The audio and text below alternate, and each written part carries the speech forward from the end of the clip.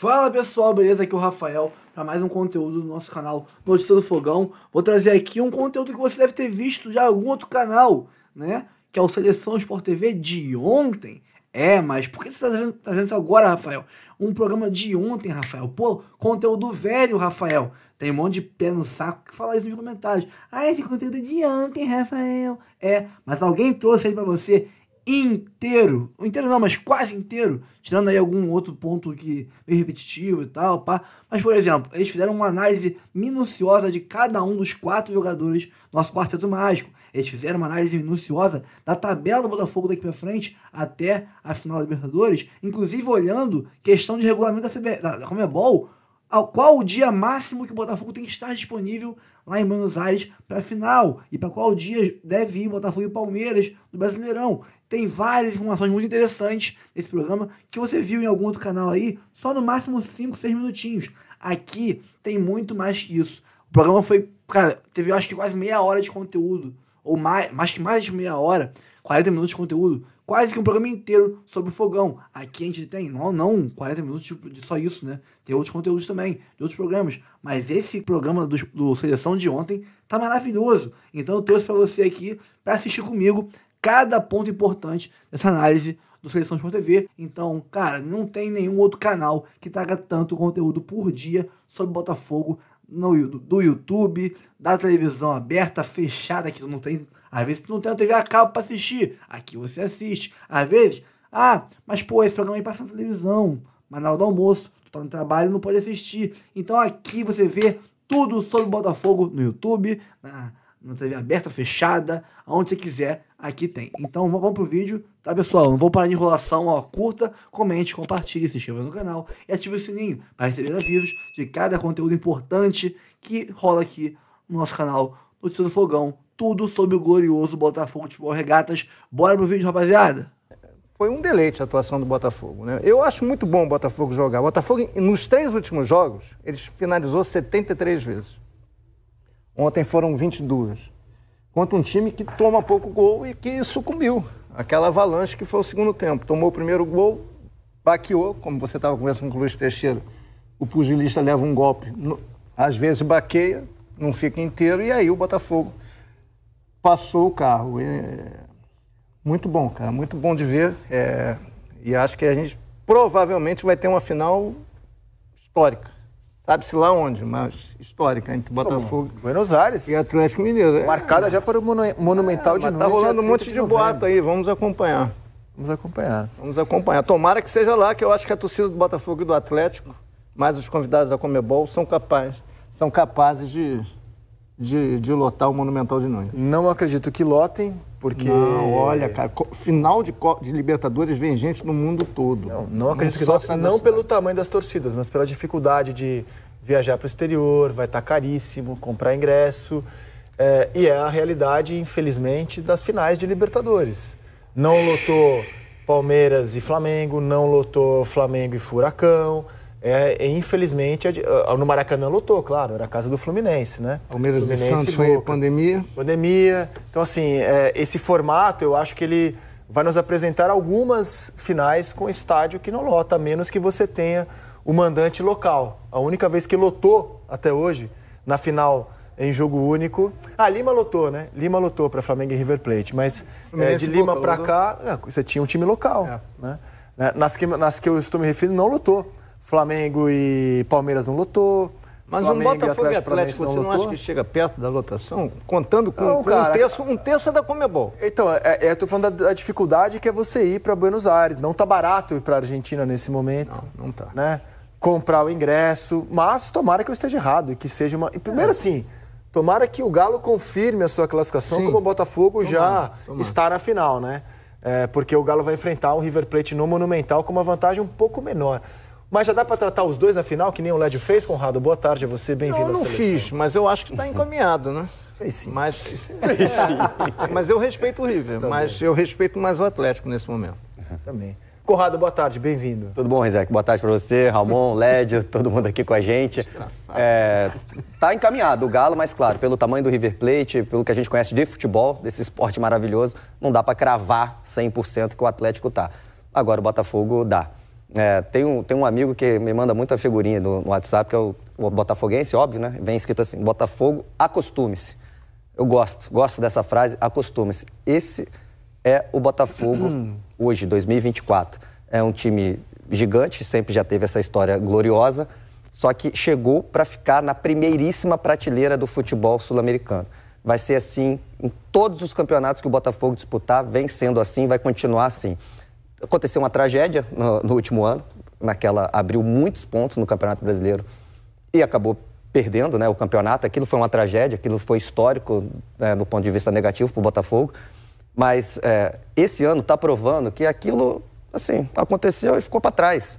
O Botafogo está indo, campeonato atrás de campeonato, sempre chegando, jogando bem e contrata os melhores jogadores. Então, acostume-se. O Botafogo é a primeira prateleira do futebol sul-americano. Não é só nesse campeonato, não é só no brasileiro, é nos próximos anos. A não ser que aconteça alguma coisa com a SAF, que o John Textor venda. Uma segunda alternativa para o seu amigo? Figurinha, Botafogo, aceite. Também. E aceite é a próxima. Eu ia falar disso, porque eu sinto... tem gente que acho que até se perde um pouquinho na análise com essa relação que aconteceu ano passado. Por isso que eu estou falando, acostume-se, tem que ter o aceite. O Botafogo não pode empatar um jogo. Não, porque o Botafogo, ano passado, que o Botafogo está tremendo. É outro jogo que provou, o jogo encardido no primeiro tempo. E teve falta, aí um braço sobrava, aí parava, aí o juiz amarrava. A Ana Thaís foi muito bem ontem, que o juiz queria amarrar o jogo, né? Dava falta e não deixava cobrar rápido, né? Não, peraí, até o juiz andar, até apitar, o Botafogo tentava bater rápido. E assim, passou por isso, veio um segundo tempo e atropelou. Esse Botafogo já provou em vários jogos, eliminou o Palmeiras da Libertadores, gente. Só que agora, se perder para o Galo, numa final, se o Campeonato Brasileiro, o Botafogo, o Palmeiras for campeão, é do jogo, isso é futebol. Acontece, é normal, são times grandes lutando, alguém tem que ser campeão e outro tem que perder. O Botafogo chegou para ficar e vai disputar todos os campeonatos que for, porque, claro, chegou um investimento, chegou um dinheiro, e ontem à noite foi para cravar isso, um 5-0 no Peñarol, numa semifinal, foi histórico. Que atuação comandada pelo Luiz Henrique. Ramon, boa tarde, bem-vindo à seleção. Boa tarde, Rizek, Conrad, Dom Carmo. Assim, a minha ideia de programa, né, sempre dar um destaque que não seja esse que você comece, você começou falando, que o Led falou, que o Conrado falou, mas é inevitável não falar da atuação do Botafogo, o jeito que jogou, a maneira como se classificou ontem no Troca como o melhor momento de um time sul-americano em 2024. Eu acho difícil rebater o Mansur. Adoro rebater o Mansur, mas nessa... Eu vim pensando, eu estava vendo o Troca ontem, eu vim pensando isso. Acho difícil. Então, eu não acompanho os campeonatos nacionais dos outros países, até porque não tem como, né?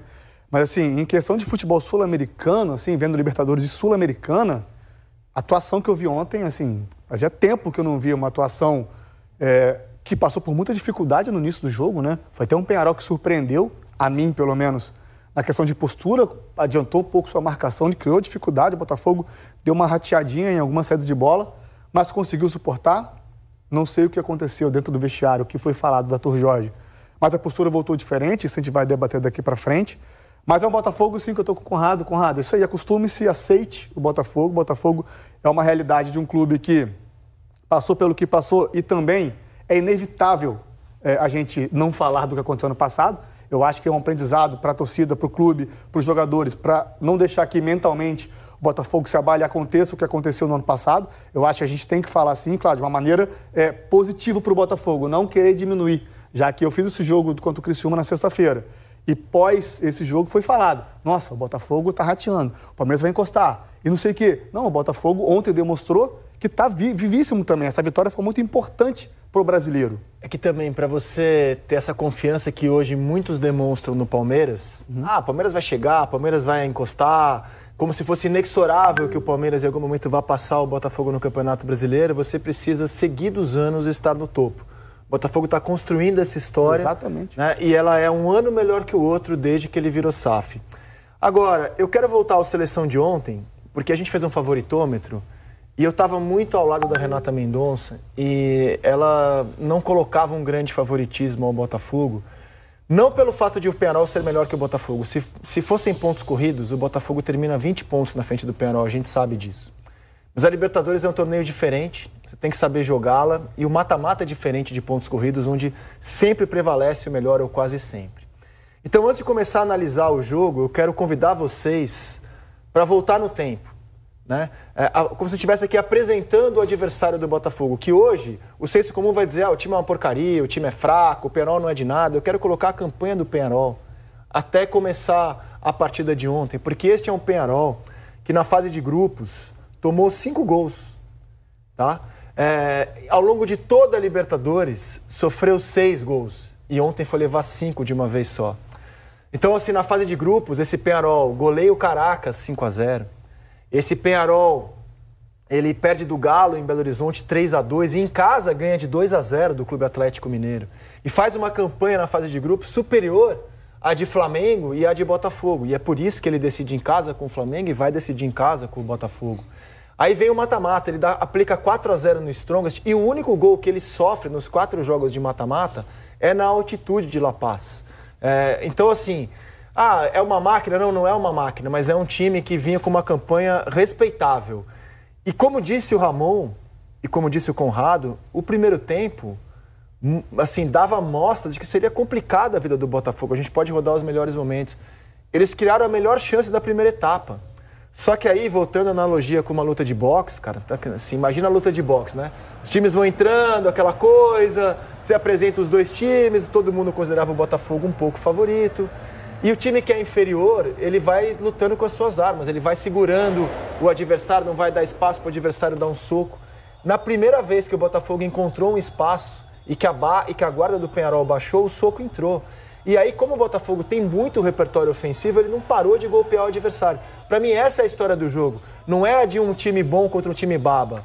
É de um adversário que baixou a guarda e aí o Botafogo aproveitou e engatou uma sequência fulminante, que levou o Penharol a nocaute.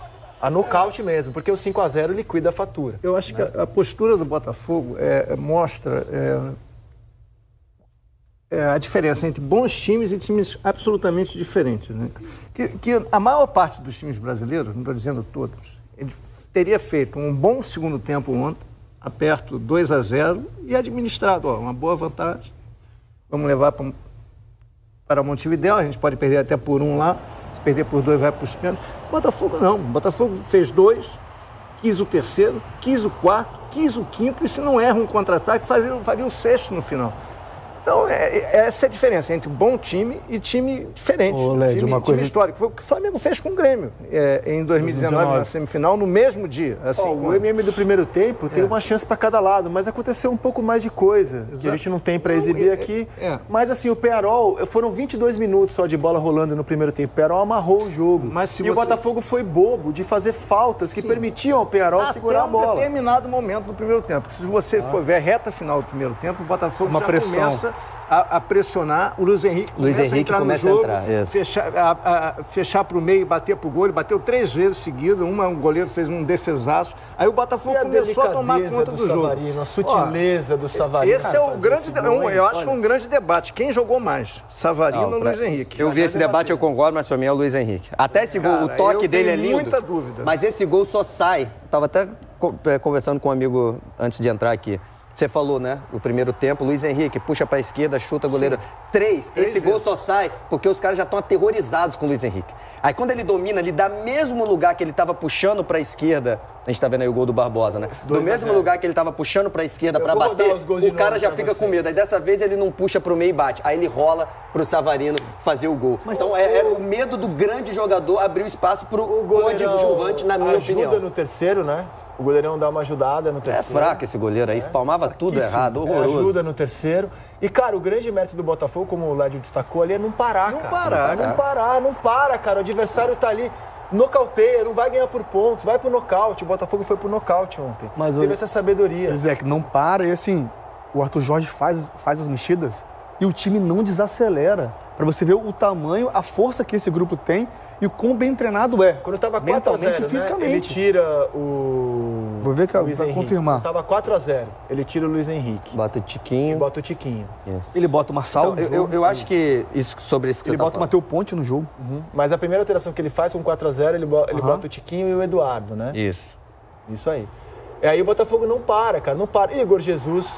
Assim, nesse momento, o adversário já estava muito entregue. Danilo Barbosa. No lugar do Grego. Danilo Barbosa, no lugar do Grego. É isso. É a primeira alteração que ele faz com 4-0. Junto com o Tiquinho. Exato. E assim, sai o Luiz Henrique e o time não para. O Botafogo entende que tem a chance de liquidar o confronto ainda ontem e não para. Eu acho que essa é uma das grandes virtudes do Botafogo ontem, é entender a competição, cara. Entender que o jogo da volta é no Uruguai, que é contra um pentacampeão e que se você tem a chance de matar na ida, mas matar mesmo, matar, enterrar e concretar, você tem que fazer. O Botafogo fez isso. Eu acho que tem um pouco das duas coisas que você está falando aí, que eu acho que o Botafogo fez muito bem. Primeiro, né, aí você pega o pré-jogo, tem que respeitar o Peñarol, fez uma campanha legal, é um time histórico, jogar lá é muito difícil. Só que eu acho, Rizek, aí que não é falta de respeito, eu acho que os times brasileiros, às vezes quando vão jogar, e não foi o que o Botafogo fez, tem que avaliar melhor esses times. Tem que respeitar a boa campanha? Fez. Só que o Botafogo é 5-0 melhor do que o Peñarol. Essa é a diferença do Botafogo pro Peñarol. E tem que jogar com isso, no sentido de respeitar, é bom, é organizado, só que o Botafogo, mas é muito melhor que o Peñarol. Mas muito. Essa o goleiro do Peñarol... Você tem sabedoria para fazer valer, porque ela não aconteceu contra o Galo, ela não aconteceu contra o Flamengo, Sim. E ela foi acontecer ontem, porque o Botafogo teve uma sabedoria ontem, que os outros não tiveram. Então, é isso que eu tô falando. Mas não é nem lá, nem cá. Não é nem achar que é uma baba, porque aí você entra relaxado, joga de qualquer jeito e não joga bem. Mas também, quando você tá bem, não é, meu Deus, é muito difícil. Foi o que o Led falou, 1-0 tá bom, agora vamos segurar, tá ótimo. Não tá ótimo. É 2, é 3, é 4, se deixar você vai fazer 7, porque é melhor do que o Peñarol. O futebol brasileiro chegou num nível financeiro que não dá para competir. O craque do Peñarol era o reserva do Fluminense ano passado. O Léo Fernandes saiu daqui sem deixar saudades. E ele é o craque do time, é o cara. Claro que às vezes acontece, o cara não tem espaço, ele é bom jogador. É bom jogador, mas ele não pega banco no Botafogo.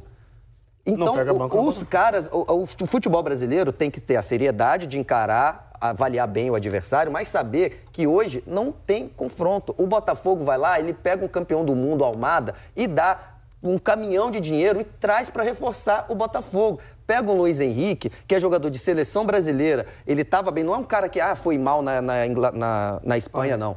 Ele teve ótimos jogos na Espanha, ele estava se destacando e vai lá e compra e traz. Não, estamos de acordo, é que a então, questão é a seguinte. Os times brasileiros têm que saber isso, têm que jogar assim, jogar com seriedade, encarar, mas saber. Não dá para pegar um Peñarol e achar que é pau a pau. Não é. Tanto que eu disse. Melhor e tem que ir para cima. Eu tô falando dos outros times que encararam. O Galo, no primeiro tempo, foi um 2-0 e passeou contra o Peñarol. E aí depois foi mal. Então eu acho que está acontecendo isso na Libertadores, não só contra o Peñarol. E algumas vezes que os times brasileiros não vão tão bem assim, que foi o caso do Flamengo. É que é um torneio peculiar. Então, assim, claro que o Botafogo é melhor que o Peñarol. Como eu disse, se fossem pontos corridos, ele abriria 20 pontos para o Peñarol. Mas o mata-mata e a Libertadores tem suas armadilhas, tem suas peculiaridades. Você tem um poder de encurtar essa distância, tanto que, como eu disse, ele tinha passado pelo Flamengo, ele tinha sofrido 6 gols, a Libertadores inteira, cara, e foi sofrer 5 ontem. E isso que está destacando o Conrado, se a gente for mostrar o que é a Libertadores de 19 para cá, é um passeio do futebol brasileiro pelas razões econômicas, evidentemente. Então, quando você olha a lista de semifinalistas e finalistas de 19 para cá, é um domínio como nenhum outro torneio continental grande, aí estou falando de Europa e América do Sul, tiveram sequer parecido. Então, a gente tinha em 19 algo até equilibrado, né? 2 brasileiros, 2 argentinos, aí afinal um brasileiro contra um argentino, um brasileiro campeão. Em 20, de novo esse equilíbrio se manteve na semifinal, mas a final foi entre 2 times brasileiros. Em 21, a gente teve uma final entre 2 times brasileiros e 3 brasileiros entre os 4 semifinalistas, né? O Palmeiras campeão em cima do Flamengo.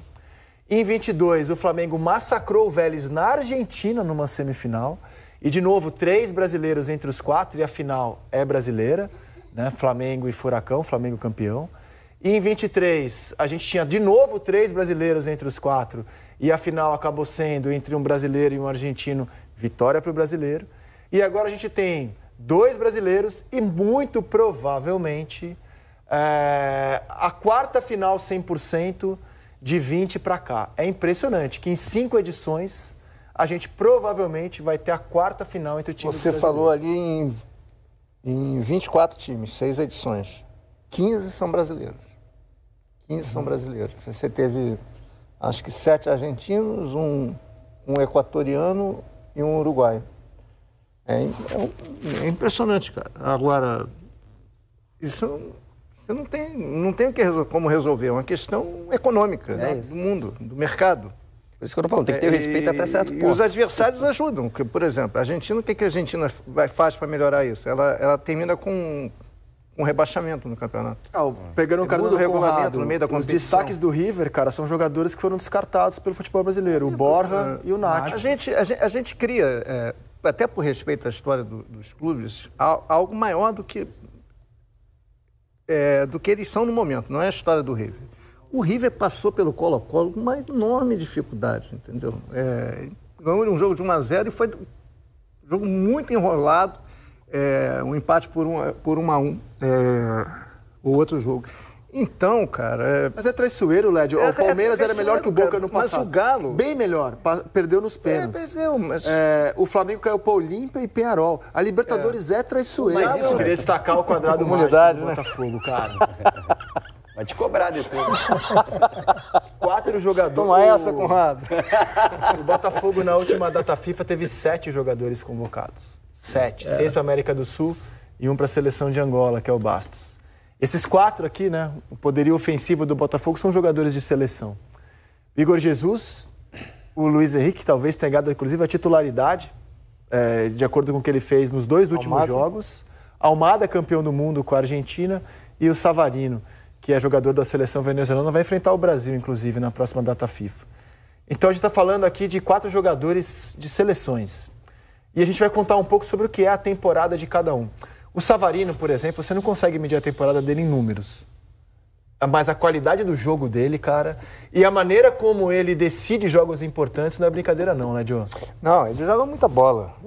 Eu acho até que... Eu não sei exatamente por que o Atlético abriu mão dele, mas ele jogou bem no Atlético. Ele era um jogador importante, fazia gol em jogos difíceis.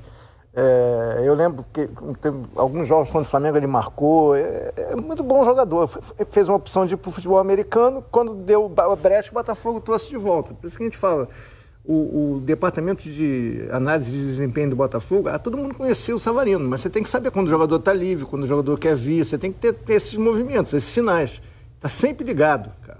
Esse jogador é muito bom. Eu acho o Savarino o equilíbrio desse 4-2-4, né? Na teoria, ali no campinho, quando você inicia o jogo do Botafogo. Porque ele é esse jogador que ele consegue chegar na frente para pisar na área, ele consegue ajudar na marcação, recompondo muito bem. Ele dá o time, segurando a bola na hora de acelerar, ele consegue acelerar. Na hora de desacelerar, de esperar o time sair de trás, ele consegue segurar também. É um jogador que joga muito com a cabeça, muito inteligente. E tem sido, para mim, o equilíbrio desse time do Botafogo, uma peça fundamental para esse time que tem o Arthur Jorge. Aí é um time que tem, a gente está falando aí do quadrado mágico, né? Tem os laterais que são bons, os volantes, enfim. Tem tanta opção boa que isso facilita para esse cara, né? De repente você colocar o Savarino num time, você vai ser o 10, o grande craque, levar esse time para frente. Talvez ele não tenha esse desempenho total, mas ele é um excelente coadjuvante, excelente. E a gente ainda tem o Thiago Almada aí, que eu vou até usar a mesma palavra que eu já usei pro Luiz Henrique no começo do ano, que hoje o Luiz Henrique tá bombando, né? Mas já teve uma época que tinha gente duvidando, será que o Luiz Henrique tá jogando isso tudo? Será que valeu a pena? O Thiago Almada... Manda Almada aí pra gente. Eu só não sei se esse conceito de coadjuvante é pro Savarino. Eu acho que ele é protagonista. Mas peraí, agora você chamou o Almada Sim, vou falar do Almada. Eu acho que ele ainda não desabrochou ainda. Tá? A gente vai ver, o Almada tá chegando, futebol novo, um time novo. É um time que já tinha o Savarino jogando por dentro, ele não é aquele 10 que fica solto como ele tá acostumado. E já tá jogando bem. O que eu quero dizer o Thiago Almada ainda vai jogar muito mais do que ele tá jogando. Ele vai jogar muito mais do que ele tá jogando. Argentina pelo que faz no Botafogo. É isso. Ele ainda vai jogar muito mais bola. Ele tá longe... O melhor jogo dele foi esse aí.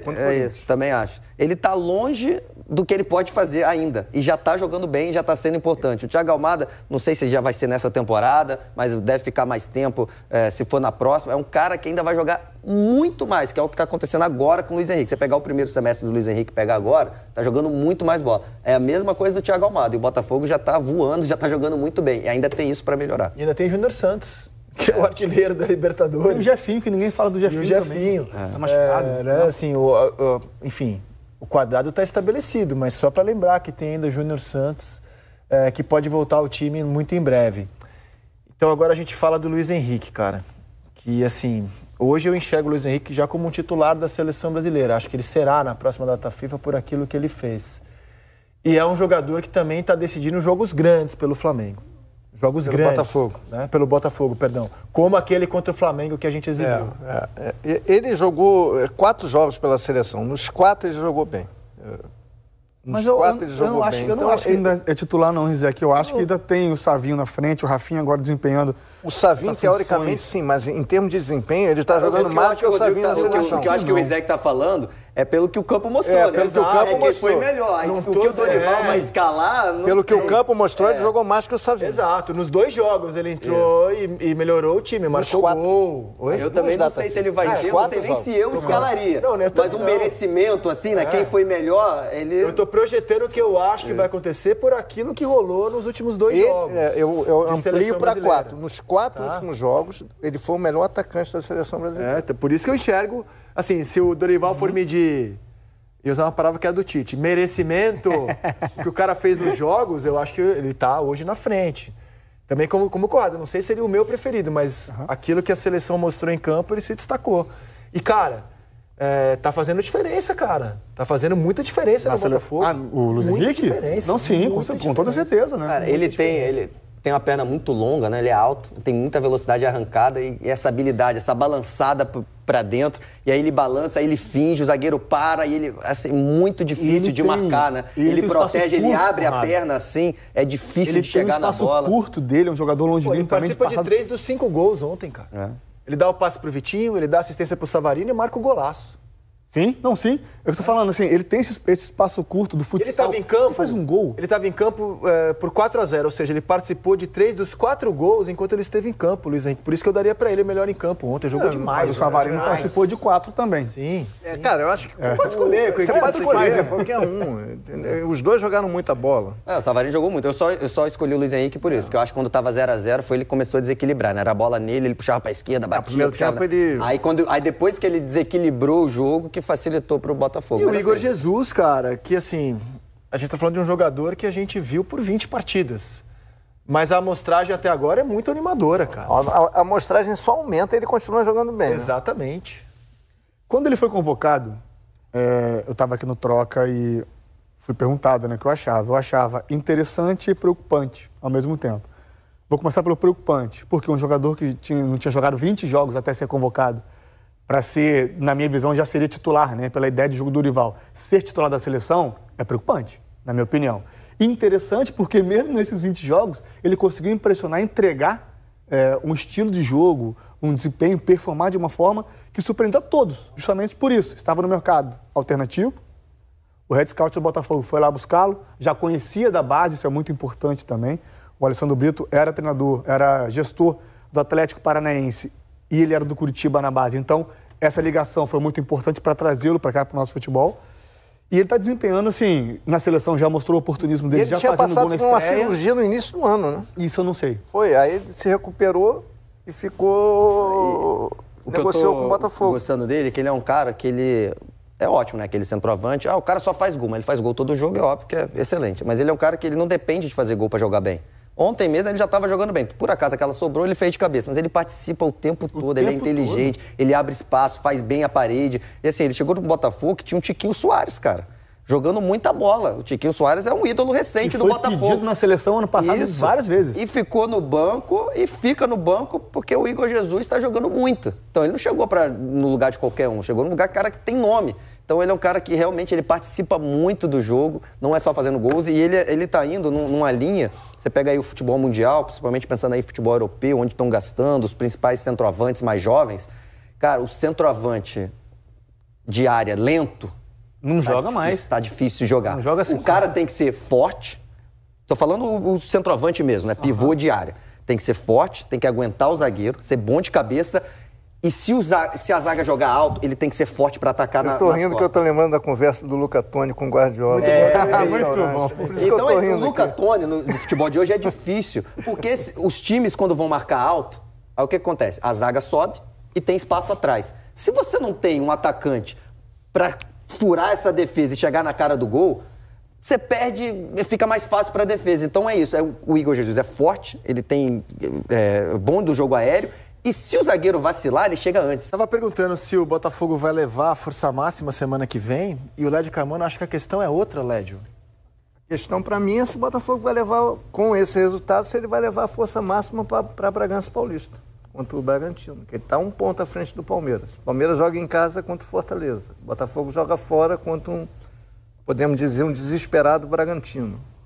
Ele fez 5-0. Eu acho que ele pode botar, pelo menos, boa parte dos titulares em Bragança. Eu acho que ele não contava com esse 5-0. Eu acho que ele talvez esteja refazendo seus planos de escalação para Bragança. Antes de abrir para o debate... Eu refaria. Deixa eu mostrar o calendário do Botafogo e explicar o que está se desenhando já com a CBF. Então o Botafogo agora joga sábado pelo Campeonato Brasileiro. Aí ele vai jogar na próxima quarta-feira, jogo da volta. Esquece calendário, para vocês. Esse jogo é jogo para jogar com reserva ou titular? Não é jogo. Pearol, não é reserva, mas eu acho que dá para botar alguns reservas. Por exemplo, o Marçal ou Cuiabano pode jogar no lugar do Alex Telles. O Adrielson no lugar do Barbosa ou do Bastos. O goleiro para mim tem que jogar. Telles joga em Bragança. Sim. Aí você tem no meio de campo, você tem o Alan, você tem o Tietê e o Danilo Barbosa para jogar e para disputarem 2 vagas. Você tem o Tiquinho, pode jogar no Matheus Martins. Matheus Martins, o Romero. Enfim, você pode mesclar, jogar com 3 titulares, 4 em Bragança e depois jogar com a força máxima contra o Penharol, porque você joga quarta e terça. Você acha necessário força máxima contra o Penharol no Uruguai? Ou não pode ter a oportunidade de segurar jogadores? O time inteiro não poderia. Eu mesclaria. Com o Bragantino, você troca para jogar contra o Penharol lá. Porque o nível do elenco é muito bom. Vai conseguir manter esse nível de intensidade de performance. E tem uma vantagem incrível. Então, sim, dá para dosar aqui com o Bragantino e dosar lá já pensando no brasileiro também. E dosar pensando na final da Libertadores. Eu não exporia muitos jogadores contra o Penharol lá, sinceramente. Eu acho que 3-4 Bragantino, 3-4 lá. A questão não é nem expor, é você jogar inteiro o jogo do brasileiro também. Sim, eu concordo. Eu acho que é isso acho que a prioridade é jogar. Acho que o Led falou e vai ser do Botafogo, concordo. Até porque o Botafogo já tem feito isso. De vez em quando tem um cara ou outro que não pode jogar e você tem elenco, você vai lá e troca. Mas contra o Bragantino agora é força máxima. Fez 5-0 no Penharol. Tu acha que é força máxima agora? Força máxima, a não ser, claro. Pô, tem um cara que tá sentindo um negocinho aqui. Até escolhas. O Cuiabano era um cara que já tava voando recentemente, antes de machucar. Será que eu preciso do Alex Telles? Alex Telles, será que não é melhor um descanso? Eu já tenho um cara que é muito forte aqui. O Cuiabano é um cara que pode ser titular do Botafogo. Com certeza. Pode brigar por essa vaga com o Alex Telles. Então, eu acho que vai ser escolhas assim pontuais, realmente. Mas é força total. O que é o melhor que eu posso fazer para ganhar do Bragantino? Ele vai fazer isso? Eu acho que isso não estava nos planos. Quando acabar, no 5-0 entrou nos planos. Aí quando acabar, o que eu tenho para recuperar? Também a gente tem que tirar isso da cabeça, que é impossível jogar 2 jogos, 3 jogos com o time titular. Essa é a nossa opinião. Pode ser que o Arthur Jorge esteja dá para jogar titular agora com o Bragantino e depois com o Penharol. Dá para jogar. Então deixa para o campo da informação para contar para vocês o que vai acontecer com o calendário do Botafogo. Volta lá para aquela página, por favor, direção, para a gente olhar o calendário. Então depois do Penharol é jogo contra o Vasco. Campeonato Brasileiro. E aí o Cuiabá, né, num sábado, dia 9/11. Depois tem o Atlético Mineiro e o Vitória no sábado. A final da Libertadores está marcada para sábado, dia 30, e no domingo, dia seguinte, tem Botafogo e Palmeiras, que obviamente com o Botafogo na final não vai acontecer no domingo. A tendência é que o Botafogo jogue sábado contra o Vitória e esse jogo seja na terça-feira. Ou seja, o Botafogo jogaria quarta contra o Galo, jogaria sábado contra o Vitória e terça, dia 26. Por quê que eu estou projetando que o jogo vai ser terça, 26? Pelo protocolo da Conmebol, os clubes têm que estar em Buenos Aires na quarta-feira até às 11h59 da noite. Dá tempo de jogar quarta? Dá. Se você fizer o jogo, por exemplo, 6 da tarde, você pega o avião na sequência e vai. Mas é interessante jogar 6 da tarde, uma partida dessa? Então, assim, se tiver consenso, CBF, Botafogo e Palmeiras, eles jogam na terça e o Botafogo embarca na quarta. Então, são essas 2 possibilidades de data com as quais a CBF está trabalhando. Joga quarta, desde que consiga embarcar a tempo de estarem... Eles têm que se apresentar para a Conmebol até 11h59. Eu cheguei, fiz o check-out. Estou aqui, Conmebol, 11h59 da quarta-feira. Por isso tudo indica o Botafogo vai jogar terça contra o Palmeiras naquilo que pode ser uma decisão de Campeonato Brasileiro. Agora, olha como a pegada tá forte do Botafogo. Porque se ele quiser brigar por 2 títulos, ele vai ter que jogar sábado, terça, aliás, quarta, sábado, terça e sábado. Bota de novo pra gente ver isso. Tudo decisivo. Quarta contra o Galo, sábado, Campeonato Brasileiro, terça-feira contra o Palmeiras e sábado, final da Libertadores. E aí depois mais 2 rodadas, que seriam quarta e domingo, e quem ganhar a Libertadores já vai para o Intercontinental. Olha que pegada forte tem que o Botafogo... Intercontinental. Que é tipo 3 dias depois da última rodada do Brasileiro. Olha que pegada forte, cara. Que pegada forte, mas é o cara. que o botafoguense, o Botafogo, o John Textor, quando comprou, sonhou em estar Claro. nesse problema, nessa pegada. Mas tinha que ter mais tempo. No mundo ideal, você tinha que ter mais tempo. Para proteger o time que vai jogar uma final continental. Sim. O campeonato deveria ter mais tempo, mas esse tempo não existe. Eu acho que não é então, nem essa... Então, dentro do que é possível, o Botafogo será contemplado dessa forma, jogando. Eu não acho nem que a frase, que eu já usei também, correta seja isso, defender o time que chega à final da Libertadores. Defender o Campeonato Brasileiro. Defender o produto futebol brasileiro. É mais interessante você ter os melhores disputando até o final. Fica muito melhor. Imagina se o Botafogo botar reservas contra o Palmeiras. Claro, para o Palmeiras vai ser interessante. O campeonato vai continuar interessante? Vai continuar interessante. Mas vai ser muito melhor para todo mundo que está acompanhando se tiver um Palmeiras e Botafogo descansados, jogando com força máxima, decidindo quem vai ganhar o jogo para ser campeão brasileiro. Então, é por isso que eu acho que é proteger o próprio futebol. Mas, enfim, o Botafogo vai ter uma atuada aí difícil, mas eu acho que tá mostrando que consegue fazer isso. Tem elenco, investiu e tem escolhido bem essa hora de poupar um, poupar outro ali. E esse 5-0 vai ajudar, porque dá para pensar melhor o segundo jogo, assim, dá para pensar bem melhor. Tem que ver a questão de cartão também, quem tá pendurado, né? Acho que a preocupação do jogo de volta, exato. Não só de cartão, tá? Confusão. Lá o pessoal arrumar, aí do nada vai pra cima de um, toma um cartão vermelho, do nada o Luiz Henrique fica fora. Eu preocuparia mais por isso, os jogadores uruguaios, Penharóis lá tentar arrumar uma confusão e aí tirar alguém da final. Porque o Botafogo tá classificado. Final, o Botafogo tá na final. É isso que tem que pensar. O Barbosa, por exemplo, tá pendurado. Vai botar o Barbosa Eu tenho que ver a lista, exatamente. O Barbosa tá pendurado. Olha, a gente vai ouvir agora o Aguirre. Então, meu povo, é isso. Fico por aqui. Espero que tenham curtido esse conteúdo que, sinceramente, eu paguei pau para essa equipe do Seleção Sport TV. Acho que foi dos programas que cobriram esse pós-jogo de Botafogo e Penharol, foi o mais completo. Gostei muito. Fiquei aqui vendo com vocês aqui o conteúdo. Nossa, que gostoso foi esse conteúdo. Gostei muito. Eu acho que dos que eu fiz, pode não ser o vídeo que vai bombar mais, que vai dar mais views e tal, mas foi o conteúdo que eu mais gostei de assistir. Se eu fosse dar uma nota, esse programa aqui de ontem, do Seleção Sport TV, foi impecável. Muito bom mesmo. Os comentários. Teve um outro que falou uma besteira, tipo, vai poupa contra o Bragantino e para ir mais inteiro contra o Penharol. Pra quê, mano? Pra quê? Entendeu? Poupa contra o Penharol, que tem 5, que tem 5 de vantagem, que tem 5 pendurados.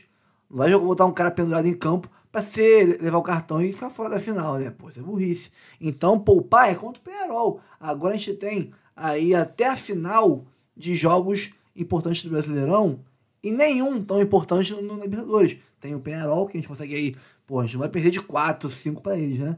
Vai perdendo de 1 ou 2, tá classificado, isso que importa, né? Tu joga ali um jogo de segurança fechadinho, tu se classifica.